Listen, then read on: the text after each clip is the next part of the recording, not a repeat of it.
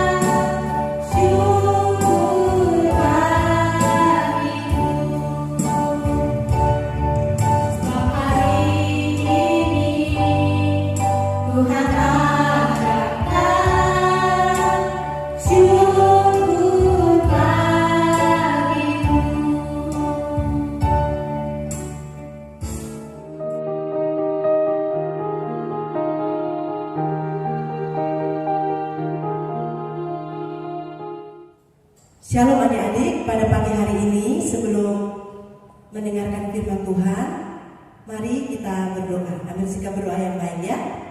Oke, mari kita berdoa. Bapa yang baik, kami mengucap syukur pada pagi hari ini karena kami semua dapat beribadah kepada Tuhan. Saat ini kami mau mendengarkan firman Tuhan. Berkati pendengaran kami, kuasailah seluruh hati kami sehingga kami boleh mengerti akan kebenaran firman Tuhan. Dalam nama Yesus kami sudah berdoa. Katakan haleluya, amin. Puji Tuhan. Adik-adik, pada pagi hari ini Kak Tri akan menyampaikan firman Tuhan dengan tema mengucap syukur senantiasa. Kak Tri akan mengambil suatu cerita di mana Tuhan Yesus menyembuhkan 10 orang sakit kusta. Ketika Tuhan Yesus akan kembali ke Yerusalem, Tuhan Yesus berjalan menyusuri Galilea dan Samaria. Ketika Tuhan Yesus menyusuri tempat itu, di suatu desa, adik-adik, ada 10 orang sakit kusta. Adik-adik tahu nggak sakit kusta itu seperti apa? Sakit kusta itu seperti penyakit sakit kulit, ya. Dan orang yang menderita sakit kusta ini itu dibilang najis. Dia tidak boleh dekat-dekat dengan orang-orang yang normal. Saat itu adik-adik, ke-10 orang sakit kusta itu dia hanya melihat dari Yesus dari kejauhan. Dia tidak berani untuk mendekat. Karena apa? Karena mereka akan diusir dan dibilang najis, pergi sana. Dan mereka merasa terasing. Nah, ketika itu mereka berkata demikian, "Guru, kasihanilah kami." Dan saat itu juga adik-adik, Tuhan Yesus melihat mereka dengan hati yang iba. Tuhan Yesus timbul belas kasihan. Dan saat itu juga Tuhan Yesus berkata, "Pergilah, perlihatkanlah dirimu kepada imam-imam." Saat itu Tuhan Yesus tidak menjamah orang itu. Tuhan Yesus hanya berkata, "Pergilah, perlihatkanlah dirimu kepada imam-imam." Kenapa ya Tuhan Yesus menyuruhnya ke imam-imam? Nah adik-adik, Tuhan Yesus menyuruh ke-10 orang sakit kusta itu untuk pergi kepada imam-imam karena pada zaman itu yang menentukan apakah orang ini sakit atau apakah orang ini sudah sembuh dari kustanya adalah para imam. Nah, ketika Tuhan Yesus mengatakan bahwa pergilah kepada imam-imam, apa yang diperbuat oleh ke-10 orang sakit kusta itu? Mereka langsung percaya kepada Yesus, mereka langsung pergi kepada imam-imam. Mereka mengatakan, "Ayo kita pergi kepada imam-imam, kita percaya kepada Yesus, kita pergi ke imam-imam." Dan akhirnya adik-adik, ketika di tengah jalan, iman mereka menyembuhkan mereka. Dia percaya, dia pergi ke imam-imam. Ketika di tengah jalan, ternyata apa adik-adik? Mereka menjadi tahir atau mereka menjadi sembuh. Yang pertama, dia kulitnya keputih-putihan, kemudian bersisik. Dan ternyata pada waktu dia pergi ke imam-imam di tengah jalan itu, kulitnya langsung berubah. Yang kena kusta itu, kulitnya langsung berubah, mulus kulitnya seperti bayi adik-adik. Kemudian ada satu orang yang pergi kepada Yesus. Ketika dilihat bahwa kulitnya sudah sembuh, tidak menjadi kusta lagi, dia langsung berbalik.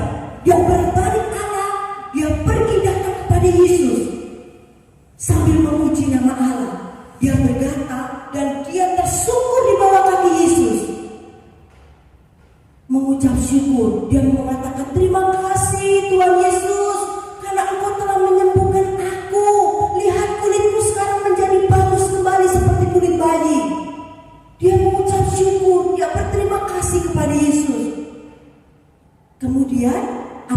Yesus. Yesus bilang begini, bukankah ke-10 orang tadi semuanya telah menjadi tahir atau menjadi sembuh? Di manakah yang 9 orang itu? Kok hanya 1 orang saja yang datang kepadaku? Tidak adakah di antara mereka yang kembali untuk memuliakan Allah selain daripada orang asing ini? Orang ini dikatakan orang asing karena apa? Karena orang yang kembali kepada Yesus mengucap syukur ini, dia adalah orang Samaria. Nah, orang Samaria itu tidak berteman, tidak berkawan atau bermusuhan dengan orang Yahudi. Makanya Yesus mengatakan, tidak adakah di antara mereka yang kembali untuk memuliakan Allah selain daripada orang asing ini? Nah, adik-adik, orang Samaria ini tahu diri. Ya. Dia takut pergi ke imam-imam itu karena dia bukan orang Yahudi, adik-adik. Tetapi dengan imannya, dia percaya bahwa apa yang dikatakan Yesus itu dapat menyembuhkan dia. Makanya ketika dia mengalami kesembuhan, dia datang kepada Yesus, mengucapkan terima kasih kepada Yesus. Nah, adik-adik, dari kisah ke-10 orang sakit kusta ini, nanti adik-adik bisa baca di rumah, di Alkitab, di dalam Lukas pasal 17 ayatnya yang ke-11 sampai ayatnya yang ke-19. Di situ adik-adik bisa baca ulang ya. Nah, adik-adik, dari kisah ini kita dapat meneladani sikap orang Samaria ini yang tahu mengucap syukur atas kesembuhannya. Ya. Mengapa kita harus mengucap syukur kepada Tuhan, adik-adik? Kita mau belajar ya. Yang pertama, mengapa kita harus mengucap syukur kepada Tuhan? Yang pertama, karena kita menyadari akan kebaikan Tuhan. 10 orang sakit kusta itu tahu bahwa Yesus itu baik dan penuh belas kasihan, yang sanggup menyembuhkan penyakitnya. Makanya dia datang kepada Yesus. Tuhan sangat baik dalam kehidupan adik-adik semua yang di rumah. Baik atas kehidupan Katri, ya. Sekarang yang menjadi pertanyaan, ya, sudahkah adik-adik di rumah mengucap syukur kepada Tuhan? Contoh kecil saja, adik-adik. Siapa yang bangun tidur mengucap syukur kepada Tuhan atau berdoa kepada Tuhan? Karena apa? Karena nafas yang Tuhan berikan ini, kita dapat menghirup udara yang segar ini yang Tuhan berikan. Atau ada yang lupa berdoa setelah bangun tidur? Kalau ada yang lupa berdoa setelah bangun tidur, adik-adik tidak boleh ulangi lagi ya. Adik-adik harus berdoa, rajin mengucap syukur kepada Tuhan. Karena apa? Tuhan itu baik. Adik-adik coba, kalau adik-adik pergi ke rumah sakit, ada orang yang dipasang selang di hidungnya. Karena apa? Karena kekurangan oksigen. Bayangkan kalau misalnya setiap hela nafas kita ini hirup, itu bayar. Kita tidak bisa membayar semuanya itu, adik-adik. Maka dari itu kita harus mengucap syukur atas kebaikan Tuhan, atas udara yang segar yang Tuhan berikan. Ya, di dalam Mazmur 107 ayatnya yang pertama berkata, bersyukurlah kepada Tuhan sebab Ia baik, bahwasanya untuk selama-lamanya kasih setianya. Adik-adik, kasih setia Tuhan itu tidak pernah meninggalkan kita. Tuhan itu baik dalam kehidupan kita, ya. Lalu yang kedua, adik-adik, mengapa kita harus bersyukur kepada Tuhan? Yang kedua, karena Allah menghendakinya. Ya. Di dalam ayatnya yang ke-18 dikatakan, Yesus berkata, tidak adakah di antara mereka yang kembali untuk memuliakan Allah selain daripada orang asing ini? Dengan demikian demikian adik-adik bukan berarti Tuhan Yesus minta balasan. Bukan adik-adik. Mungkin Tuhan Yesus ingin meminta pujian. Bukan adik-adik. Tetapi Tuhan Yesus mengatakan seperti ini, mengajarkan kepada kita supaya apa? Supaya kita itu tidak lupa untuk mengucap syukur. Ya. Bukan hanya dalam keadaan senang saja kita mengucap syukur, tetapi dalam keadaan apapun juga, dalam keadaan sedih kita harus tetap mengucap syukur. Dalam keadaan susah kita harus juga mengucap syukur. Ya, di dalam 1 Tesalonika pasalnya yang ke-5 ayatnya yang ke-18, di situ mengatakan mengucap syukurlah dalam segala hal, sebab itulah yang dikehendaki Allah di dalam Kristus Yesus bagi kamu. Jadi Allah menghendaki supaya kita umatnya yang percaya untuk mengucap syukur dalam segala hal adik-adik ya. Nah, contohnya saja, pernahkah adik-adik mengomel di rumah gara-gara makanan tidak enak?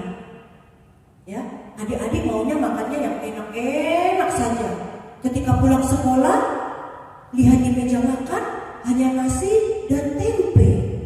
Kemudian adik-adik mulai menggerutu. Ih mama, masa makanan seperti ini tidak ada daging ayam atau tidak ada daging sapi? Masa hanya tempe dengan ini nasi saja? Nah adik-adik, kita tidak boleh seperti itu. Ya, kita harus mensyukuri apa yang Tuhan berikan. Mama kalian masak dengan penuh sukacita dan dihidangkan untuk keluarga. Ya, itulah berkat yang Tuhan berikan saat itu adik-adik. Bukan berarti setiap hari harus makan tempe tahu. Adik-adik harus berdoa untuk orang tua. Supaya apa? Supaya Tuhan memberkati papa dan mama, sehingga papa dan mama diberkati Tuhan dan bisa membeli daging ayam untuk adik-adik makan. Ya. Nah, adik-adik dalam keadaan sakit kita juga harus bersyukur, ya. Mungkin karena terlalu banyak minum es, adik-adik sakit pilek, sakit batuk. Akhirnya adik-adik, gak enak sakit pilek, gak enak sakit batuk.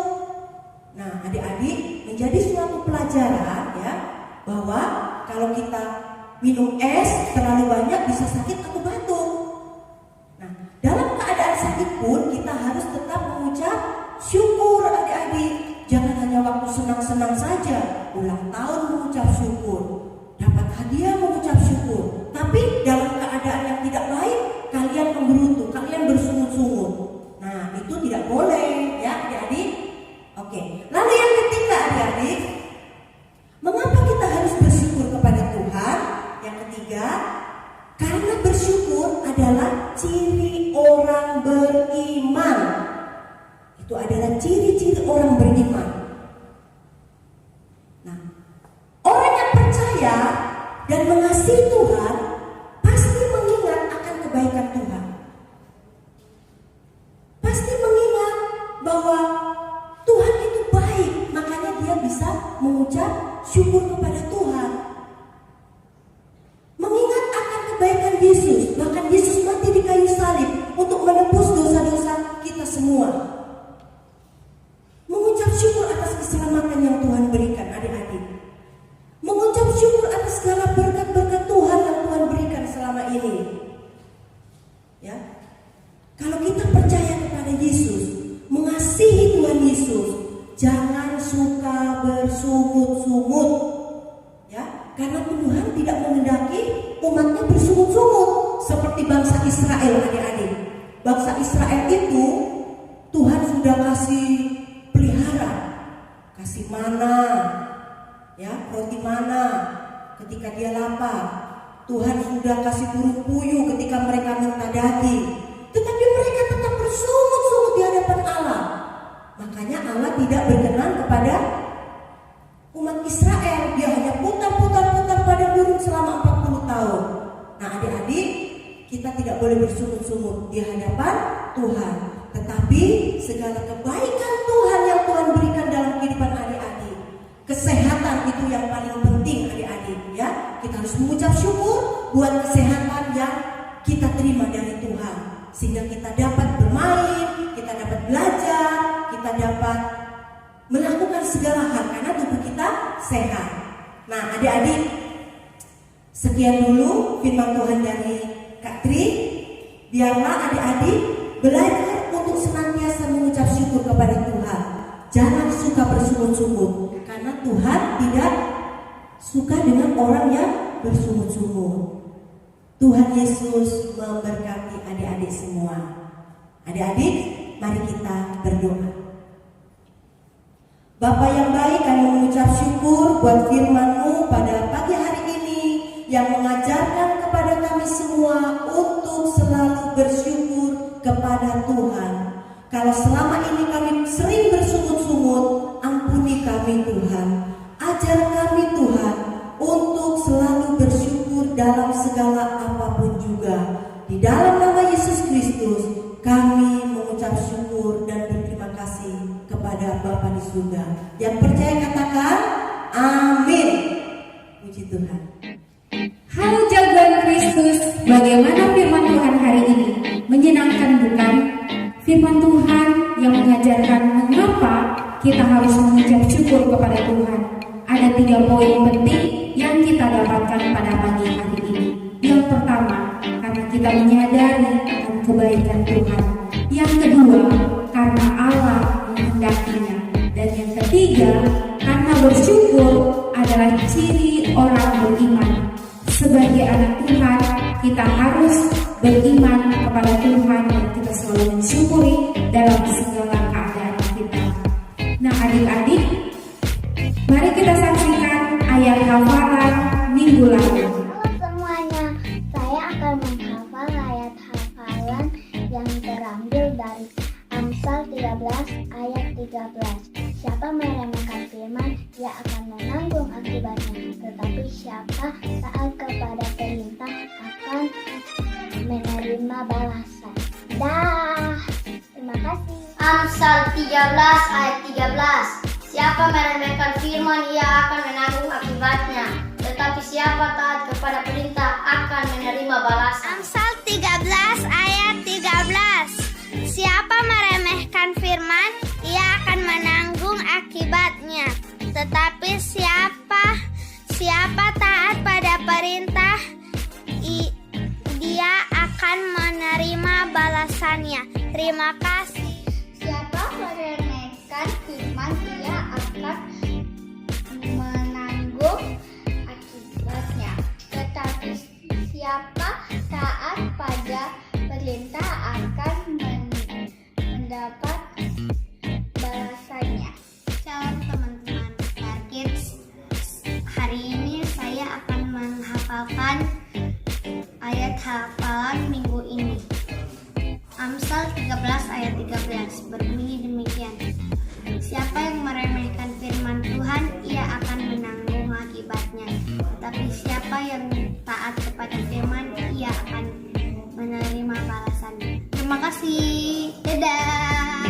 Jagoan-jagoan Kristus, ayat hafalan minggu ini terambil dari kitab 1 Tesalonika pasal 5 ayat 18 yang berbunyinya seperti ini.